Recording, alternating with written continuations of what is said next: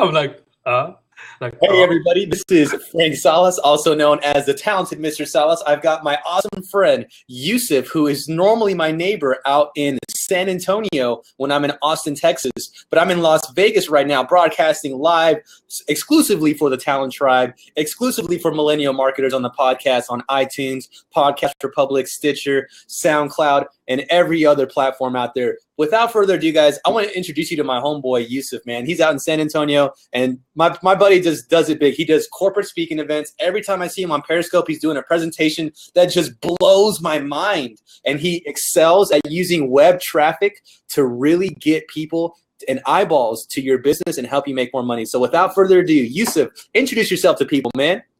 Yes, my name is Yusuf Chowdhury. I'm a digital marketing coach here in San Antonio, Texas.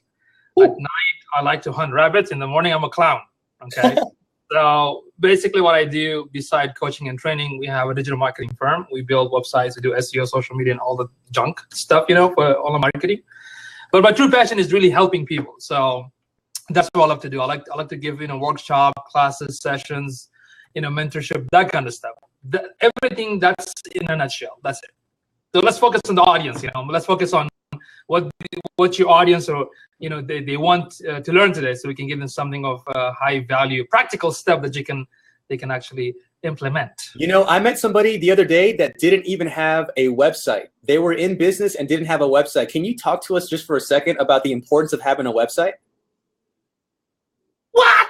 They don't have a website? I mean, this is ridiculous. Well, actually, to be honest with you, almost I think 43% of small businesses in the US don't even have a website. It's kind of really a lot. Having a website, you have to look at it from this perspective. It's like your real estate. I know we can also rely on social media platforms and different other venues, but website is like your actual real estate. That means you own it, you have full control on top of it. And for any customers to basically find your business, the first thing they do besides social media, they want to make sure that, okay, do you have a website that exists? That's like in your office online. Does that make sense? It's like you have an office on the internet. So if your website exists, that means you're an established business. But having the website itself is not enough. You really have to consider a few points, because a lot of small businesses, especially when they come to our office to get the service, a lot of them have no clue why do they want a website. Some of them tell me because, it's like my brochure. Some of them say, because my friends told me to. But small businesses or any other entrepreneurs or any consultant out there, before you decide to build a website, you have to ask this question. For example, why do I need a website? Heck, why do I need a website for, right? Is it to capture leads? Is it to increase my sales of my products? Is it to, put myself out there? There has to be a very clear, concise objective of what is the purpose of having the site. I know it sounds very simple, but you'll be surprised. Most people can't even answer that. So that's the first thing. And secondly, how many pages do you need and why do you need them? So if you want to add a home page, a testimonial page, or a service page, or a blog page, what is the purpose of those pages? You have to define the actual purpose of each page. Blog because of content, so I can teach, so I can be the expert. Services because I can show them these are my services. Call my phone number or get into this form so I can get back with you. That kind of stuff. Then focus on who's your target market, what kind of message you want to deliver to them. Then of course the online marketing part, which is kind of very funny, because if you open a restaurant, an office, a chiropractor, of course you are going to spend a lot of money on traditional marketing. Like the yellow pages, the direct TV, the TV ads, and the radio station. It's typical because it's you're like a retail store, right? So you are going to invest all that marketing money on the offline technique.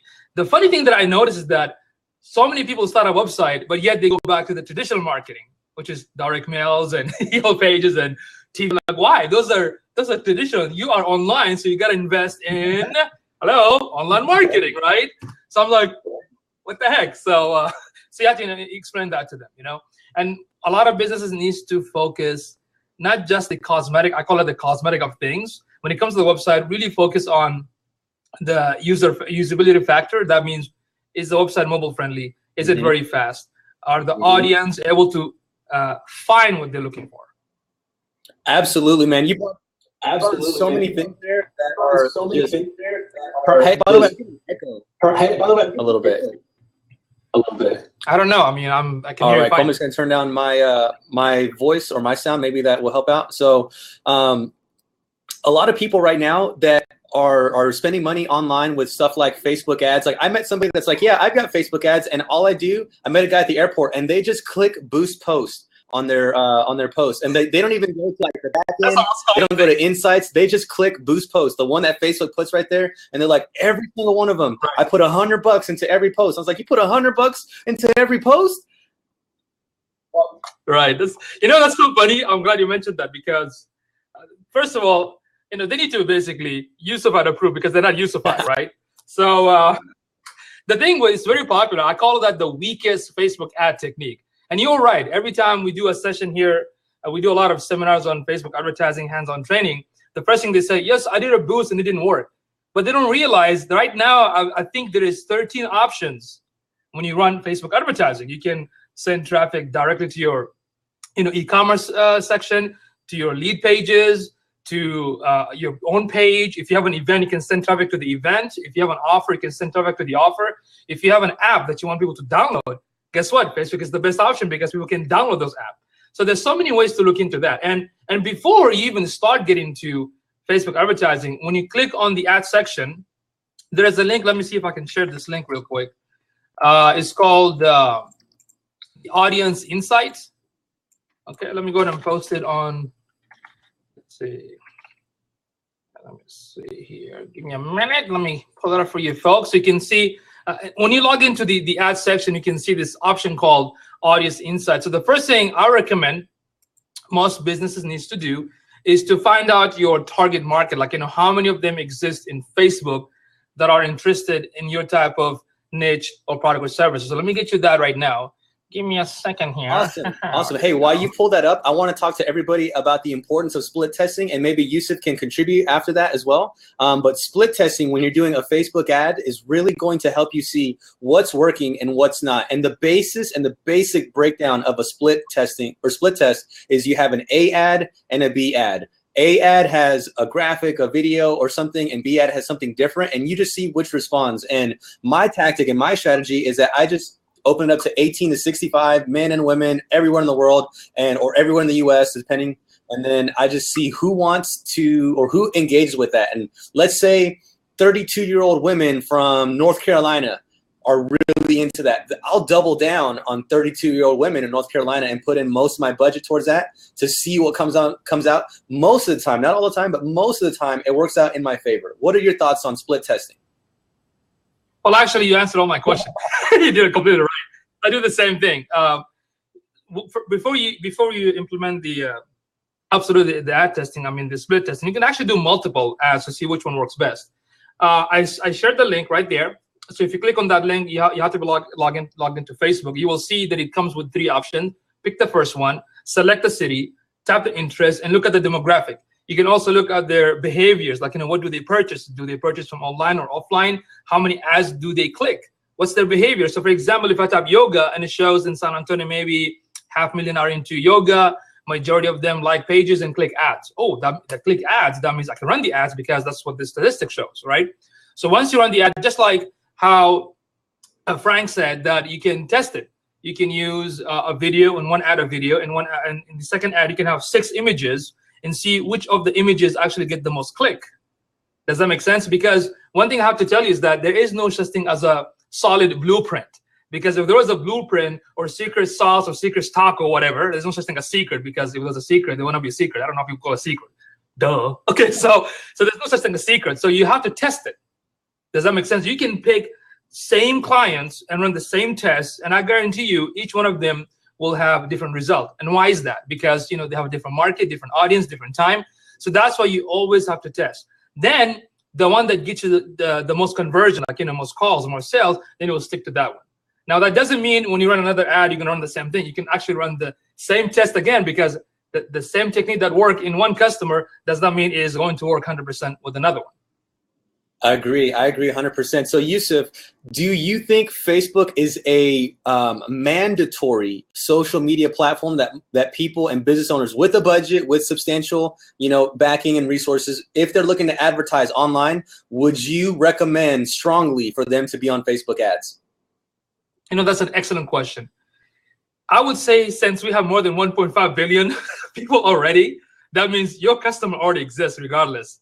Does that make sense? Even if you don't agree with it, that's just the fact. If you just go to Facebook right now, look at the search box and just type a business name, type anything, you will see your competitors. So if your competitors are already out there, that means your customer do exist.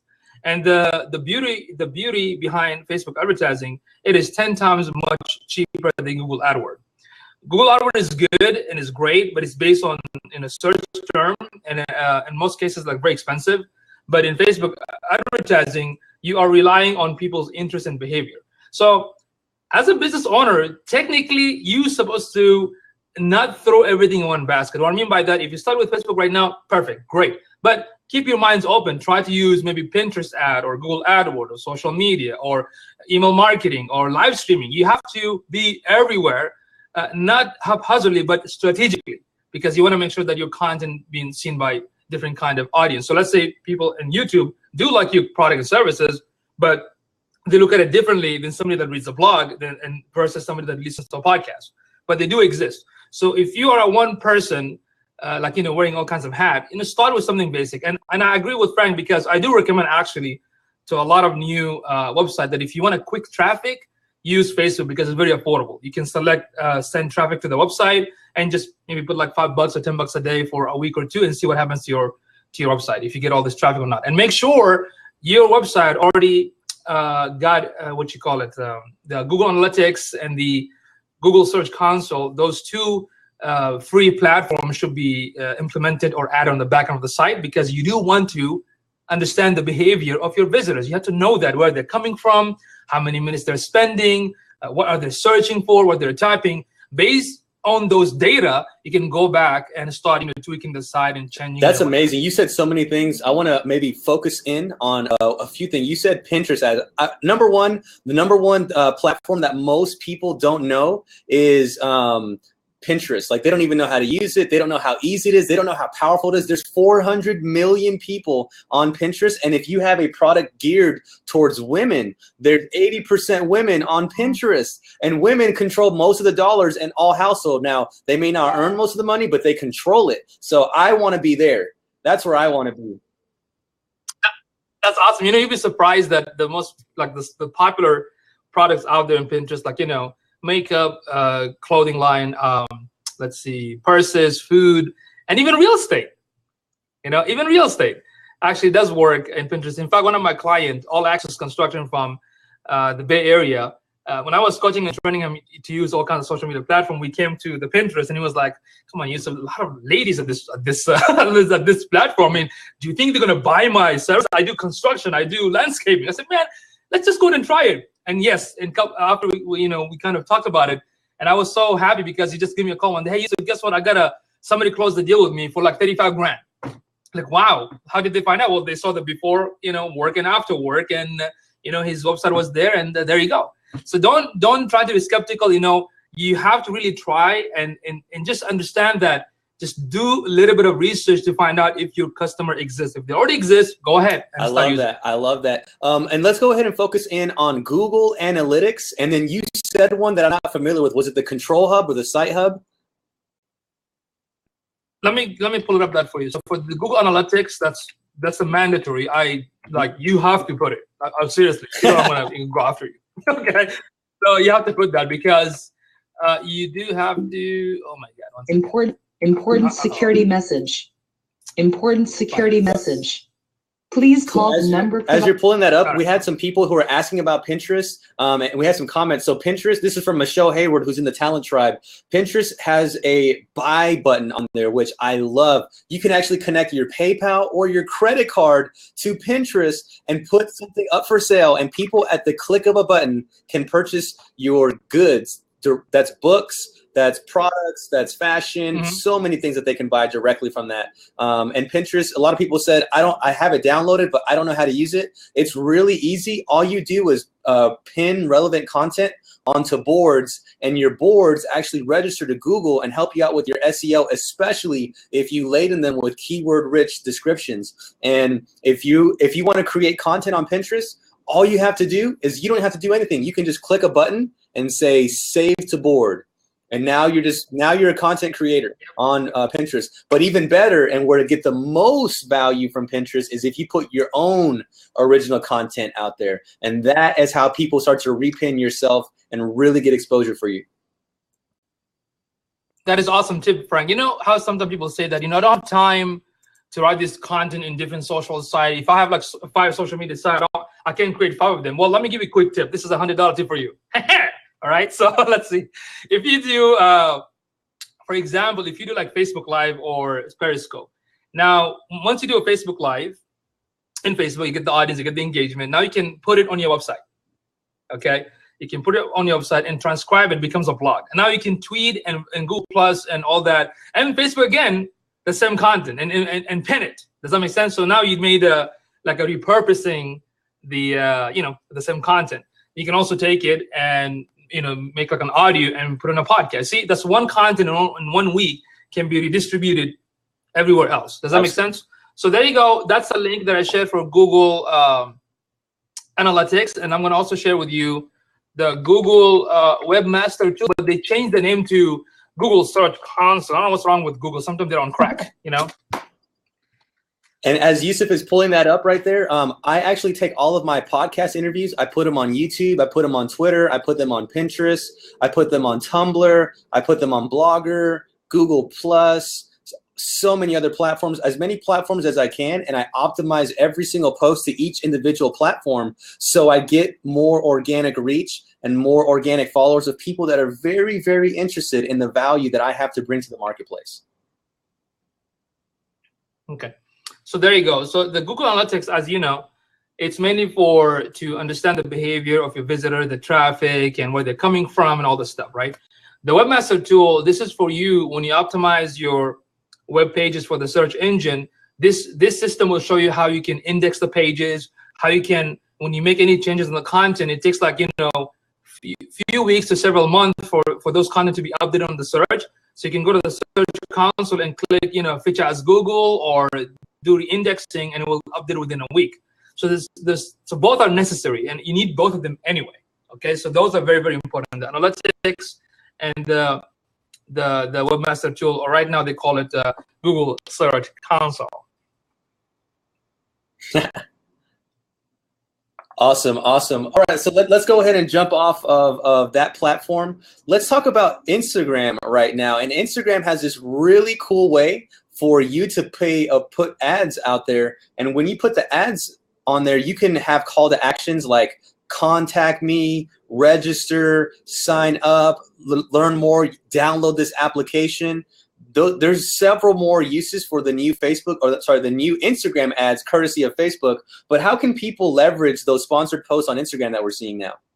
Excellent question again. Basically, again, go back to Instagram. In fact, let me give you this tool real quick. Let me share this tool with everyone. 1 second. My Chrome is on crack too because I got some sort of weird stuff going on. My Firefox. As you're pulling that up, we have a question. First thing again. Go ahead. Yeah. If y'all have any question, go ahead. Yeah, so we have a question that says, this is from Site Colo.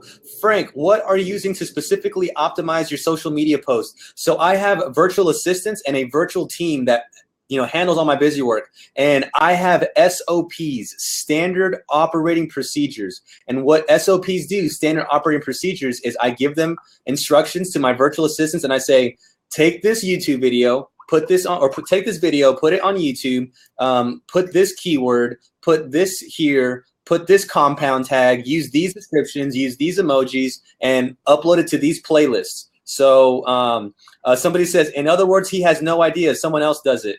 Hilarious, but no, I have every idea. I just have somebody else do it for me, so I don't have to do it personally. I'm gonna have to talk about let other people do the work, because what happened when you run a business, I highly recommend, whether you start small as a freelancer, you need to get away from the freelancer mindset. I mean, I used to be like do everything myself. I call it freelancer. You got to get out of the freelancer mindset, because if you want to do everything by yourself, I promise you're going to get burned out. So the best thing is that you have to sacrifice a little bit. So like Frank, myself, we have a team. We have a team that does all this work. Does that make sense? It does all this work for my clients, because there's no way for me to get like 3 or 4 projects and do it myself. It's impossible. Like when we implement, for example, the social media and the SEO campaign, you're talking about 25 to maybe up to 50 hours of work every month. Does that make sense? So that's why we split prices. So we share with our team, and that's the best way. So this is how Frank and myself, we manage the social media, especially for our clients. Now, for yourself, of course, there are tools out there like buffer apps, Hootsuite and whatnot. You can basically or maybe Post Planner. We have to pay for Post Planner, I think $7 a month. You basically spend one weekend, get all the content for the whole month, and schedule it every other week, and just keep track of it. You don't have to do it every single day. That's one option if that's what the answer you're looking for. Now I did share Tagboard and Right Tag. I highly recommend. I posted Tagboard again. Duh. Okay, let me get you the Right Tag. Why these are two very important? Because Frank asked that question, like how can we utilize Instagram? Well, before going to the Instagram, first thing first, go to Tagboard. So what is Tagboard? Tagboard basically will, if I go to Tagboard right now and I type, let's say yoga, Tagboard will show me real-time conversation in Twitter, Facebook, Vine, Google Plus, and I think Flickr. The real-time conversation that is going to happen right now. So this will give an idea what kind of content is out there. Are these my competitors? Are these customers? What are they asking? What are they looking for? What are they typing? What are they hashtagging? And by the way, when it comes to hashtag, please don't be a hash hole, okay? That means a bunch of hashtag everywhere. You don't want to be that, okay? So you can look at the conversation and see if your product and service exists. If it exists, awesome. That means it looks like in Pinterest, in Instagram, there are a lot of yoga content. Okay, if I'm going to run an ad, that means I can run it for yoga. The step number 2 is I want to make sure the hashtag that I'm going to, you need to click on Right Tag. And the cool thing about Right Tag, what it does, Right Tag will give you 5 levels for the specific hashtag. So there's a red color, green, blue, and I think gray or white. If it's red, that means it's oversaturated. You don't want to use that. If it's green, that means it's good, which also means that you have more chance to be foundable, to be found by your target market. Blue means it's in the process of getting out there. And the cool thing about this tool, you can do any search in Right Tag, for example, fashion, yoga, whatever. It will tell you how many tweets per hour, what's the percentage of tweets with images and with links, and how many. It's pretty cool because now you can use this hashtag effectively without assuming. Does that make sense? So I highly recommend that you go to Tagboard, find proper hashtag. When you run the ad in Facebook, if you want to run the ad in Facebook, then you can also select Instagram, because that way, if you have like some sort of offer, sale, product, people can actually click on that call to action button that Frank said, and from there, people can go to a specific website. But if you want to do things organically, use another app to get you some good followers, like good targeted followers. There's an app called Repost. Let me see if I can find it. Repost. Okay, there's an app called Repost.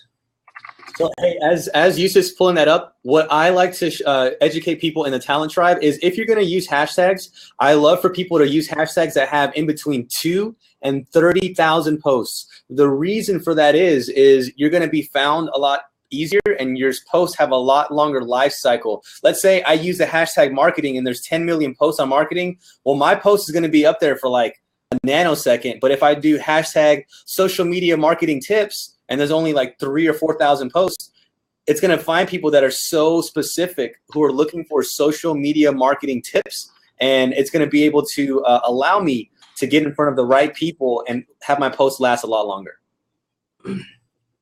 There you go. Yes, absolutely. I see a couple of questions right here. Is the Right Tag a plugin or an app? It's actually a website, but it has a Chrome extension as well to kind of help you. When you open Tweetbox, it will help you how to, if you put any hashtag, it will automatically change the color without you searching for the hashtag, which is even more awesome. So that's if you like, on the go. So those are the two tools that I highly recommend. And of course, if you're gonna do things organically, Repost is another app. You can basically share other people's Instagram. And of course, when you reshare it on your Instagram, it shows where it came from. And that's how you get more followers. Like somebody is interested in motivation, you post that, you get people that love motivation will follow you. If you share some tips on online marketing, people that are interested in that, they will follow you. Okay, kind of keeping things very organic. I love it. I love it. So Yusuf, right now, there's some people out in the world who are like, these guys and their Twitter and their chat snap and their this and their that, they don't understand it and they don't get it. And we've given them a lot of effective ways to market people who are savvy with social media and how to use it. But if someone doesn't even have like a social media page, they're like, I don't do that Twitter thing. Like, you and I make a lot of money off of Twitter. You know, can you just talk to people on why they should be on all these platforms? Because some people are like, let's just do one or two. Okay, great question. This is a conversation I had a long time ago with a chiropractor. He was telling me that, you know, Yusuf, I don't want to have any profile on social media because I don't want my negative customer to go out there and bash me. I said, okay, well, let me do this. I'm just going to grab the laptop and go to Twitter. Okay, what's your name of the practice? And I type it and say, oh, look, people are already talking about you, even when you don't have a Twitter account. See, the problem is they don't understand that whether you have an account or you don't, they are already talking about you. And the problem is, if you're not responding to the positive comment, you look like a jerk. If you are not responding to the nasty comment, you're a double jerk. Does that make sense? So you have to exist. You know, you have to be there to engage, because once you start to respond, then they're going to listen to you. Does that make sense? So the first thing is, let me show you another tool here real quick. This one will help you to see, like out of the 500 social media channel, which social media channel basically taking your brand name. So this way you can make sure that you got the top. Honestly, I take all of them because you never know which social media is going to be very popular in the future. Right? Some so-called experts say, oh, don't open more than one account if you're not going to use it. Yeah, but what if that becomes popular if I go open and somebody else took it, right? So let me share this link here called Know Him. Right. There you go. So you can go to Know Him and you can type Mr. Talented Salas and see out of the 500 which of the social media channels are taken. Okay. So the thing with most businesses that are scared and they don't know because they just don't know how to utilize a platform. And I tell them you have two options. I know you're so good at your business and that's what you're going to do. If you have the capability of learning and implementing, which very few people actually do have that. And if you don't, then you actually have to outsource it. Like, you know, Frank or myself or anybody else that already have the team, because it's an investment. You don't want to look at it as a cost.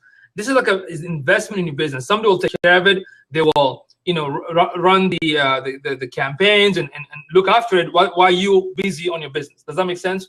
So that would be my advice. If you want to do it by yourself, more than welcome to come to all our meetups, come online, watch the webinars, watch the live streaming, learn and apply what you can learn on the spot. You know, not just I'm gonna learn everything. There's no such thing as learning everything. Everything changes. So apply what you learned today and move on. If you have the money, if you have the team, you know, hire them. Or what you can do, here's another $101 tip. Okay, let me give another tip right here.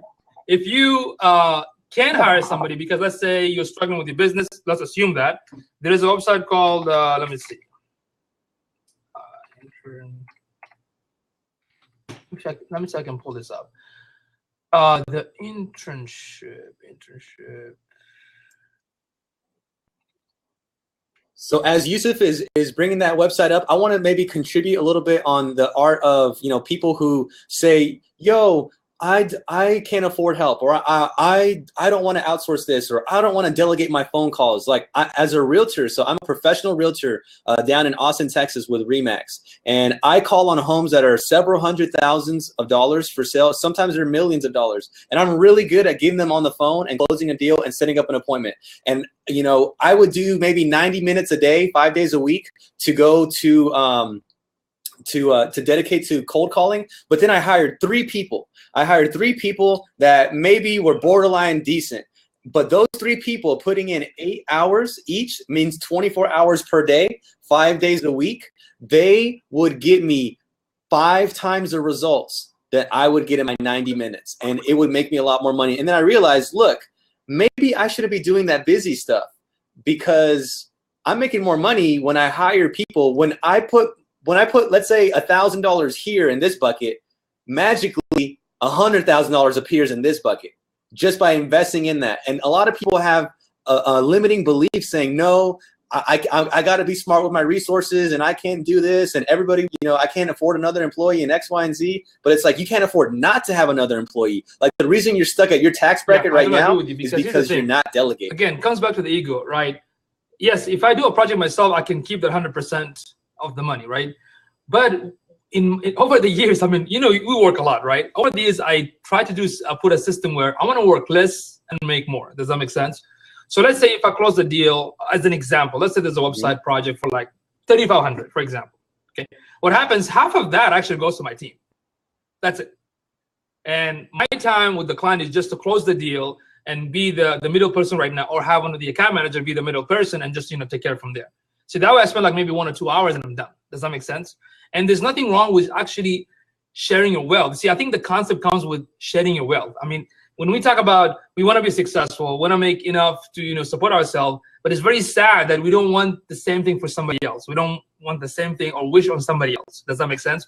Why not help these the virtual assistant, for example, or your staff or team? I don't call them contractors. I call them my team. And I treat them like one. That means they have families. They need help. And it's like a blessing for them. So when you pay them, guess what? You're putting there's a blessing happening on their family, and they'll pray for you too, man. You know what I'm saying? So you have to think of it that way. And that's it. And I would rather share. It doesn't cost you anything. In fact, one of our videographers for the use of my YouTube channel was actually edited by this person. We actually found him through internship, and we coach him and train him, and he did a couple of editing, and there you go. So internship.com is another resource for you to find somebody to help you out with the social media and whatnot. Okay. Yo, Yusuf, we got about 10 minutes. I know you got to jump out because you're in demand, but I wanted to wrap up with, where do people take their business to the next level? Like, there's a bunch of people on here that are in business right now, and maybe they're making less than 6 figures. Maybe they're making 6 figures themselves, but they're not happy with their income. Everybody that I know that's making 6 figures always asking, how do I make 7? Everybody that I know that's making 7 figures asking, how do I make 8? And so on and so forth. So everybody that I attract is looking to get to that next level. Let's say somebody has, ads going on. They got a bunch of tips on here. They have a website. It's mobile friendly. They're delegating, but they're not exactly where they want to be. And I feel like none of us are exactly where we want to be, but we're working there. What do we do to get people to that next level? Well, you see, that's a question that comes down to your belief system, because I'll to be honest with you, me as a person, if I make even 10 grand a month, I'm happy, I'm good. I don't need more than that, okay? Because sometimes too much money is a headache, okay? It's too much headache. I'd rather probably, give that up with something else. It depends. I'm not like those people that actually want more. I'm just satisfied with what I have. And if I need more, then of course I can use it for different projects and whatnot. So the first thing you do that, we really have to ask ourselves, because human being by nature, even man by nature, if you give him a mountain, half a mountain of gold, guess what? He's going to ask you, what is that? What's the other half? All right. So that comes to a concept, but I think we have to be grateful, because if you make enough, you have to look at yourself and your belief system, like, why I'm here for, okay, I made enough money. So what else there beside that? That's it? That's life? Just make money and that's it? That's boring. So there should be something else more adventurous, something more of a meaning. Does that make sense? Now, if I want to increase, let's say, monetary-wise, okay, you have to actually analyze everything that you're doing. Where are you lacking? And start investing, partnering, especially try to collaborate. If you want to make 6 to 7 figures, go hang out with all the 6 figures and start, doing joint venture and start making, double that price. Does that make sense? There's so many ways to make it, but the question is, how far is so many? Do you see what I'm saying? Like I said, to be honest with you, I'll be happy just having that. If I get any extra, then I'm going to definitely use it for something else, a different project, charity, and helping more people. Does that make sense? That's why the meetup that I started in 2012, the San Antonio Oil Market meetup, is actually a non-for-profit. I switched it to non-for-profit. It was approved this year, and now I'm looking to hire a grind writer so we can get some money from the city and basically invite expert like yourself, so you can get paid, okay, and come here and give class.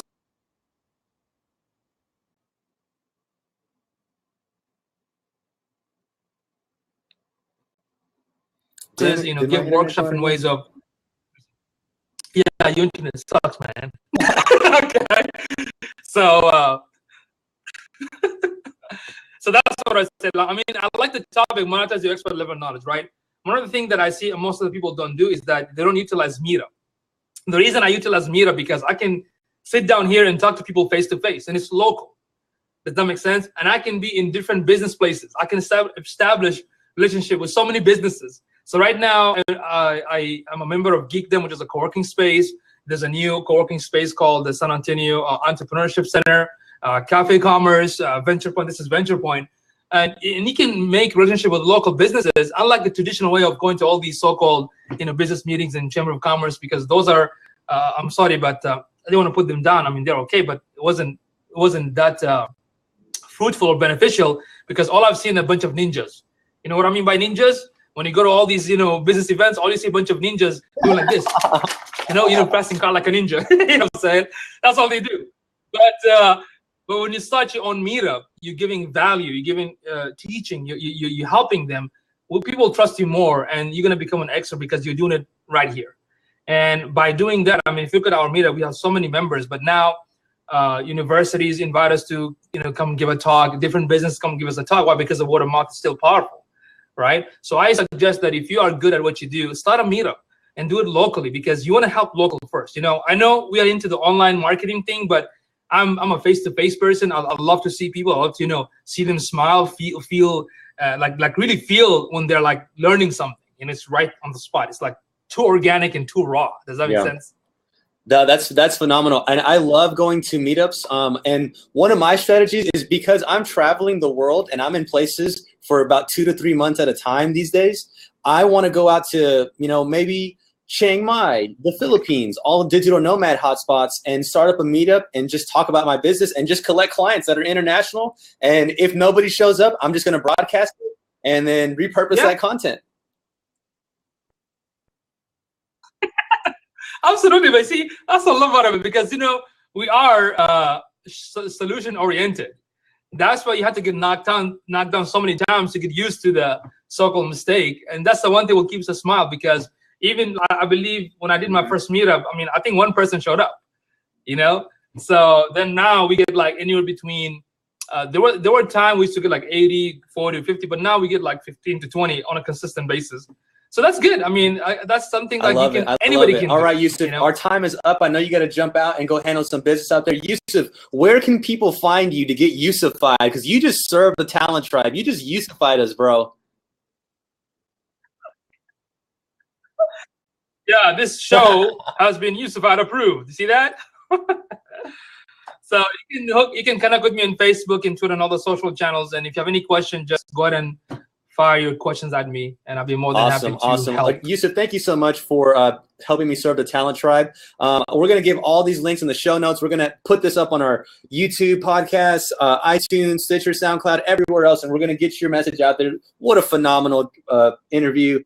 What a phenomenal way to connect. Thanks so much for taking the time. And I'm going to be in Austin for like 2 days, maybe like a day and a half, actually, and then I'm going to the Philippines. But when I get back from the Philippines, I would love to come out and help you serve your tribe there locally in San Antonio.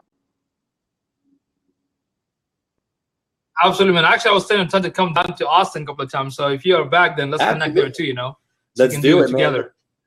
You can probably Arvin too. Let's get Arvin, man. There's so many people that are live streaming and in social media out in Austin. It'd be phenomenal, bro. We're definitely going to be there for South by Southwest. Thanks again, Yusuf. I appreciate it.